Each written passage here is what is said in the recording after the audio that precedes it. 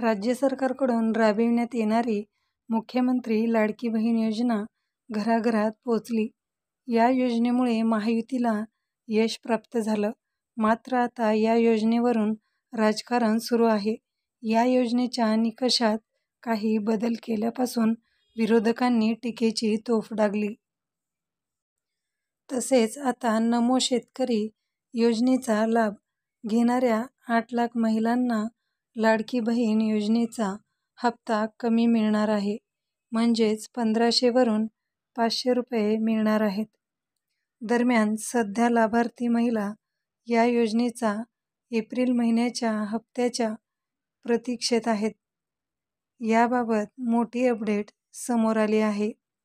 April महिन्याचा हप्ता कधी मिळणार? मुख्यमंत्री लाडकी बहीण योजनेचा एप्रिल महिन्याचा हप्ता अक्षय तृतीयेच्या मुहूर्तावर म्हणजेच 30 एप्रिलला मिळणार असल्याची शक्यता आहे.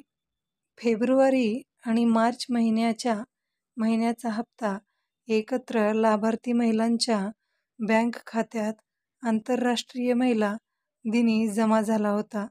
मात्र एप्रिल महिना सुरू होऊन 16 दिवस उलटले तरीही 10वाचा हप्ता महिलांच्या बँक खात्यात काही जमा झालेला नाही. आता एप्रिल महिन्याचा हप्ता अक्षय तृतीया या सणाला लाभार्थी महिलांच्या बँक खात्यात जमा होण्याची शक्यता आहे. लाडकींना 1500 वरून 500 रुपये देण्यात येत आहे. कारण मुख्यमंत्री लाडकी बहीण योजनेचा लाभ घेणाऱ्या काही महिलांना 1500 रुपये नसून 500 रुपये मिळत आहेत. यावर आदिती तटकरे म्हणाल्या, मुख्यमंत्री लाडकी बहीण योजनेतून महिलांना 1500 रुपये मिळत आहेत. मात्र काही लाभार्थी महिलांच्या खात्यात 500 रुपये जमा होत आहेत. याचे कारण म्हणजे त्यांना नमो शेतकरी महासन्मान निधी योजनेअंतर्गत मिळणारा लाभ. त्यामुळे त्यांच्या खात्यात 500 रुपये जमा होत आहेत. मित्रांनो, अजित पवारांची हमी.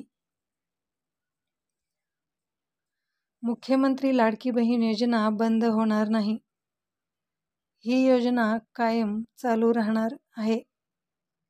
अर्थसंकल्पात या योजनेसाठी तरतूद करण्यात आली आहे. ही योजना बंद करण्याचा कोणताही विचार नाही. विरोधकांनी निवडणुकीनंतर योजनेत बदल झाल्याचा आरोप केला होता. मात्र ही योजना अविरत चालू राहील, असं अजित पवार म्हणालेत. मित्रांनो, ही बातमी गुगलवरून सर्च करून घेतली आहे.